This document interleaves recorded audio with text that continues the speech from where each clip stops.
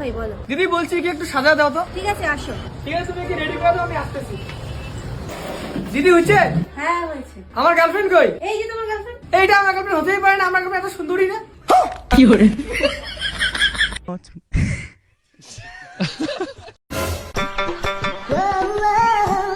আজকে আমি আমার মনের কথা বলবো ঠাকুর, তুমি একটু শক্তি দাও। দাঁড়াও বৌদি, আমি তোমার অনেক দিন থেকে ভালোবাসি আর আমি তোমার বিয়ে করতে চাই। আমি তো তোর অনেক দিন থেকে ভালোবাসি, কিন্তু তোর বাড়ি থেকে তো আমার মানবে না। কেউ মানলে মানুষ, বৌদি না মানলে নাই। আমি তোমার ভালোবাসি, তুমি আমার ভালোবাসো। I love you. তুমি শুধু আমার একবার আই লাভ ইউ টু বলো, তোমার আমি পালাই নিয়ে গিয়ে বিয়ে করবো। I love you too. বাস, আমার শুধু এতটুকু শোনার ছিল, আর কোনো শক্তি পারবে না আমাদের দুজনের আলাদা করতে। দিদা কে তো দিদা, তুই বিয়া করবি না? কি করে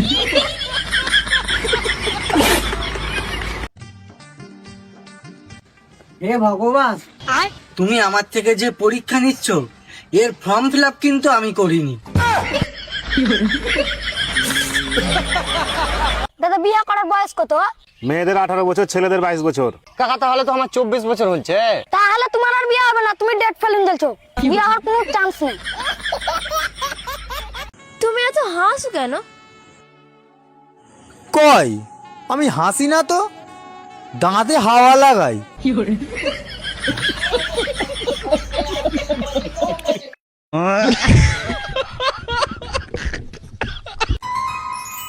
এই জিসান ভাই কেমন আছিস? আরে শালা আমার ইগনোর। হ্যাঁ ভাই।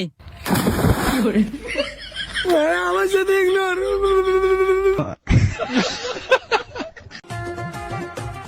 এই তুই তুই ওই মেয়েটার দিকে তাকাচ্ছিলি কেন? কিন্তু তুমি কে? কি করে সরি, এটা না আমার অভ্যাস। সাবধান, কখনো অজানা অচেনা মেয়ের ফোন নম্বর লিবেন না। এটা 12 ভাতারিদের চাল হতে পারে। আপনাকে দেখে হাসা, মিষ্টি মিষ্টি কথা বলা বা মিথ্যা প্রতিশ্রুতি দেওয়া, এই সকলে যাবেন না, না হলে আপনার জমানো পুঁজি সব শেষ করে দিতে পারে। মামা আমাকে কিছু ভিক্ষা দিন। এতে আমার কি ফায়দা? তুই একদিন তোর মা বাবার নাম অনেক উজ্জ্বল করবি। মা বাবার নাম কি উজ্জ্বল করব? 50-60টা কেস আছে আমার উপর। আরে মা, ইয়ং বয়সে তো এগুলো হতেই থাকে, কিন্তু তুই তোর কষ্টের ফলে একদিন অনেক বড় পাকা বাড়ি বানাবি। এবার তো দে। আরে প্রথমে পাকা বাড়ি ছিল, যখন থেকে কষ্ট করেছি তখন থেকে ভাড়া বাড়িতে চলে এসেছি। এমন কি জিনিসে কষ্ট করলি রে তুই? জুয়া খেলা। মা তোর মা বাবা অনেক খুশিতে থাকবে। এবার তো নিয়ে আয়। যখন থেকে মা বাবার বিয়ে হয়েছে না, রোজই ঝগড়া হচ্ছে। আজকে তো মা বাবাকে মেরে বেরিয়ে দিয়ে মাথা ফাটিয়ে হসপিটালে ভর্তি করে দিয়েছে। তোর একটা ছোট বোন আছে তো? হ্যাঁ মা, আপনি কি করে জানলেন? আমার সব মনে থাকে। তোর ছোট বোন একদিন তোর জন্য অনেক বড় কাজ করবে। এবার তো নিয়ে আয়। বড় কাজ তো করেই দিয়েছে। কি কাজ? 2 বাচ্চা বাবাকে নিয়ে পালিয়ে গেছে। তোর বর তোর সঙ্গে সারা জীবন থাকবে। এবার তো নিয়ে আয়। আরে আমার বরকে নিয়েই তো পালিয়েছে। এ শালি তুই বলিস না কেন রে? আরে মরতেই তো যাচ্ছিলাম, তুই তো চলে আসলি মাঝখানে। কথায় কথায় না এত রাগ ভালো না, বুঝলে তো? কোন দিন না আমার হাত উঠে যাবে, দিয়ে এই হাতটা উঠে যাবে, দিয়ে আমি সরি বলবো। কি গো, বলছি আমি বাজারে যাচ্ছি, তোমার জন্য কিছু আনতে হবে। যদি একটু সুখ খুঁজে পাও নিয়ে এসো তাহলে। যদি কোথাও শান্তি খুঁজে পাও নিয়ে এসো তাহলে। যদি একটু ঘুম খুঁজে পাও কোথাও নিয়ে এসো তাহলে আমার। থাক থাক, আর অত ন্যাকামো করতে হবে না। নি পারলে হবে না, পানি টানতে হবে। পাই না নি বানলেই হবে। আর বলছি শোনো না সাথে একটু ঝাঁঝাল করে একটু ছোলা মাখা নিয়ে এসো। চলো মাতাল কোথাকার।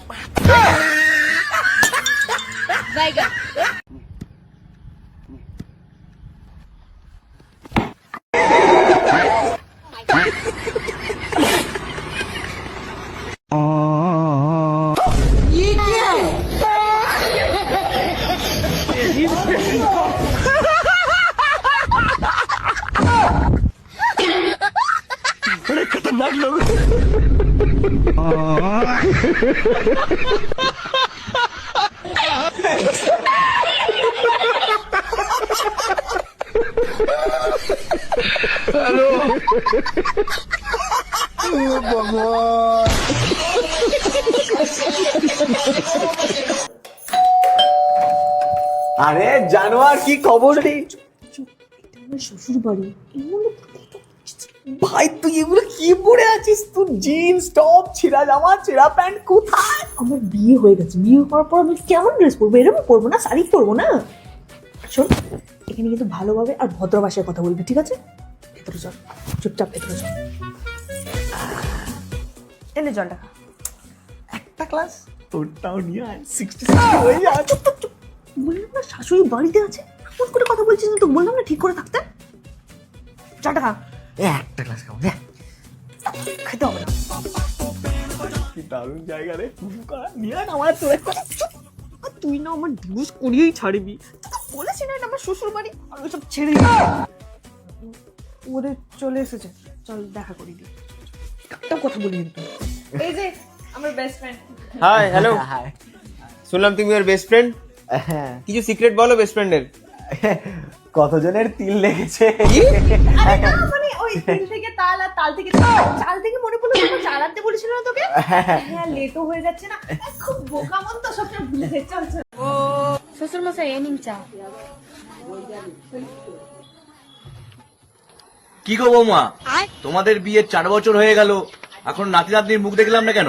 কি করে হবে বলুন শ্বশুর মশাই, আপনার ছেলে টাওয়ারে তো সিগন্যালই আসে না। আরে বাপ রে।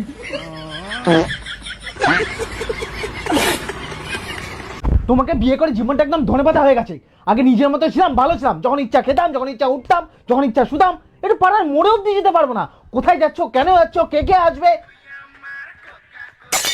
কি হলো, এখানে দাঁড়িয়ে আছো কেন? রান্নার দিদি আসেনি, রাতে কি খাবে? কিভাবে খাই? একদিন ভাত খাও, একদিন রুটি খাও। কালকে কি খেয়েছি? ভাত খেয়েছিলে, আজকে কি খাবো? রুটি খাবে। জিজ্ঞাসা কেন করছো? কটা রুটি খাবে? কটা রুটি খাই? দুটো রুটি। জানো না আমি ডায়েট করছি। যাও। রোজ এক কথা। আসুন, 100 টাকায় সারা জীবন বসে খান, মাত্র 100 টাকায় সারা জীবন বসে খান। আসুন আসুন, মাত্র 100 টাকায়। দাঁড়াও 1 মিনিট, সবাইকে দেবো। টাকাটা ধরো, এ নাও। একদম সারা জীবন বসে খাও, এতে কিচ্ছু হবে না, বহুত দিন টিকবে। নাও, এবার সবাই খুশি তো? अबे साले, लेकिन ये साला कर क्या रहा है यहाँ पे?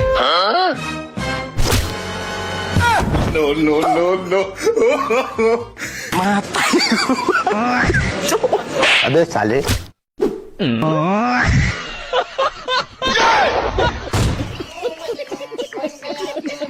হ্যালো হ্যাঁ বেবি বলো। হ্যালো পৃথ্বীশ, তুমি কোথায়? এই তো সুব্রতর সঙ্গে একটু বেরিয়েছিলাম। সোনা আমাকে এই জামাটা কিনে দেবে? ওই মেয়েটার গলা কার ছিল? আরে ওই সুব্রত রিল দেখছিল তো, ওটারই শব্দ। দেখেছো তো সুব্রত, আমি তোমায় বলছিলাম না আমাকে চিট করছে। কিরে, তোরা মা ছেলে দুজনেই এখানে বসে আছো?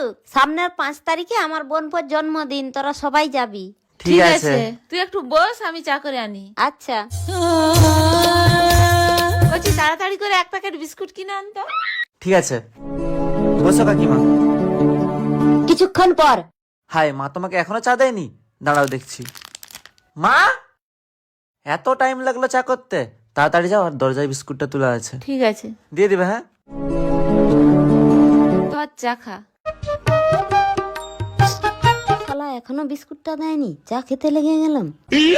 তারপর তোদের বাড়ির সবাই ভালো আছে তো? ঘরের সবাই ভালো আছে, কিন্তু তোদের বাড়ি আসার সময় আমার একটা দারুণ বিপদ হয়ে গেছিল। হাই, কি বিপদ রে? আরে রাস্তায় আসার সময় একটা মোটরসাইকেলের সাথে আমার ধাক্কা লেগে গেছিল। আমি একবারে ফিক্কা হয়ে বিস্কুটটা যত দূরে আছে অত দূরে গিয়ে পড়ে গেছিলাম। হাই, তোকে তো বিস্কুট দিতেই ভুলে গেছি। শালা বিস্কুটটা না খেলে এক্ষুনি লস হয়ে যেত। কিছু হয়নি তো? না না।